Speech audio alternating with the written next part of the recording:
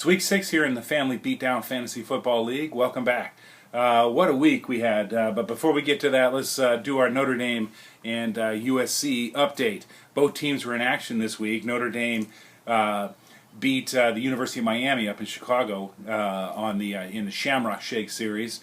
USC, on the other hand, was in Utah to play the Utes on a Thursday night game. I'm sure all you guys, all you Notre Dame fans, use this opportunity to get plugged in on the Trojans. But anyway, excuse me, USC struggled early on, got down by 2 touchdowns, but was able to prevail and put it away against Utah. USC moves up to number 11 in the AP rankings, and Notre Dame up to number 7.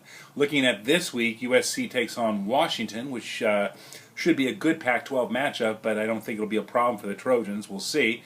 Notre Dame has a big game on their schedule. They're playing number 17 Stanford.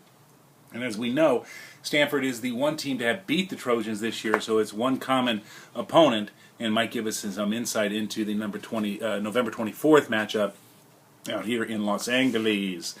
All right, so let's take a look at our league action. I went 2-4. Yikes, 2-4 in my picks last week. Now stand 17-12 on the year at 58%.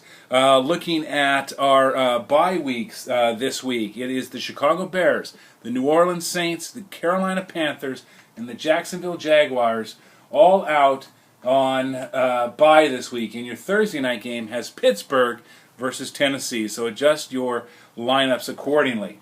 On the field, we had a couple of significant other matches where the boyfriend, girlfriend, husband, wife played each other. Dawn and Rick, and the battle on Springfield Street was by far our most exciting game. Not by the competitive nature of it. Dawn really didn't put up much of a fight on this one. Rick more than doubled her up.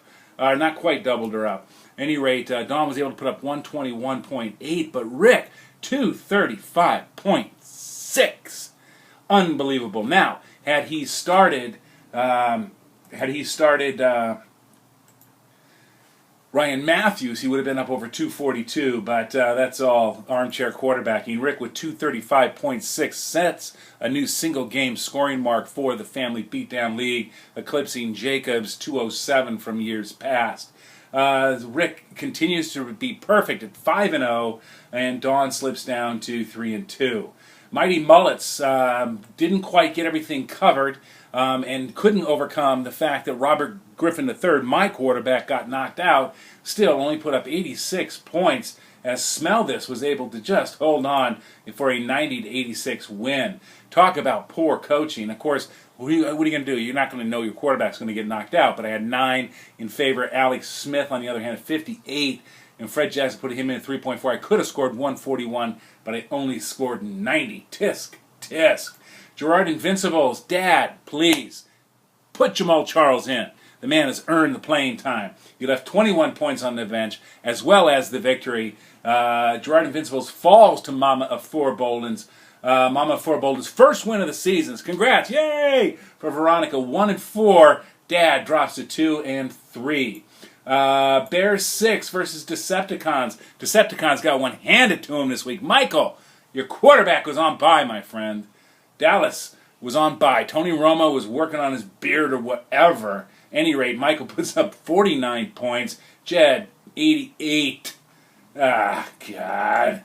Now, Rebecca gets back in the win column after starting off strong and goes to 2-3 with her 165-132 win over the blue and gold. Jake left it all out in the field.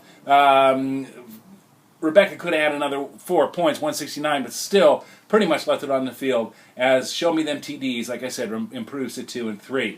B-hole records against Blood, Sweat, and Beer. Alex, 118-93 over Danny. Again, both teams pretty much left it on the field. Danny could have picked up another 3 points. It wouldn't have made a difference. 118-96.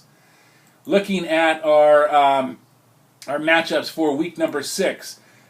Smell This is versus Show Me Them TDs. I'm at 4-1. Oh, before we do that, let's do a little brief recap here on our fantasy league and see where teams stand. We can talk about Rick being the overall number 1 team at 5-0, leading the Cardinal division, followed by Decepticons at 4-1, and Blood, Sweat, and Beer at 2-3. Down in the Gold division, the talented division, that has Smell This at the top at 4-1, the Rednecks at 3-2, Show Me Them TDs at 2-3. Playoffs were to start today. Your top 6 teams in order would be the MudDawgs, Smell This, the Decepticons, the Rednecks, Show Me Them TDs, and Girard Invincibles. Notice that 4 out of the 6 playoff teams come out of the Gold division. Like I said, the smart division.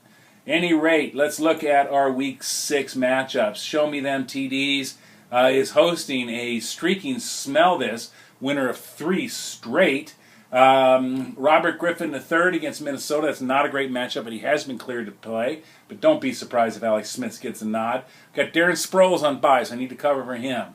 Rebecca, on the other hand, needs a cover from Matt Forte and Olsen, but she's got little brother Eli against San Francisco. Not a great matchup. This is going to be a tough game all the way around. I'm giving the pick to Smell This. Mama of 4 Bouldins against Blue and Gold. This is 1-4 team against a 1-4 team. Both need to cover for bye. Jake's a little bit worse for the wear. Key matchups is that Denver versus San Diego game where we have Peyton for Jake and Phillip Rivers for Veronica. All that said, I think Jake will cover for everything. I'm giving the pick to Blue and Gold. Girard Invincibles versus the B-Hole Wreckers, provided Grandpa gets Jamal Charles into that lineup. He should do all right, but right now it's 114, 118 in favor of Alex. Alex has got 2 players on bye. But key matchups, Aaron Rodgers against Houston. Houston is probably the second best team in the NFL. If you see them on Monday night, oh my. Of course, the Jets make anybody look good.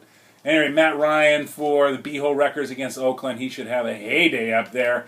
I'm going to say Grandpa's going to get Jamal Charles in there and is going to take the win over B-Hole Wreckers. MudDawgs against Blood, Sweat, and Beer. Rick against Danny. This will be the first ever fantasy matchup between these two, this being Danny's first year playing.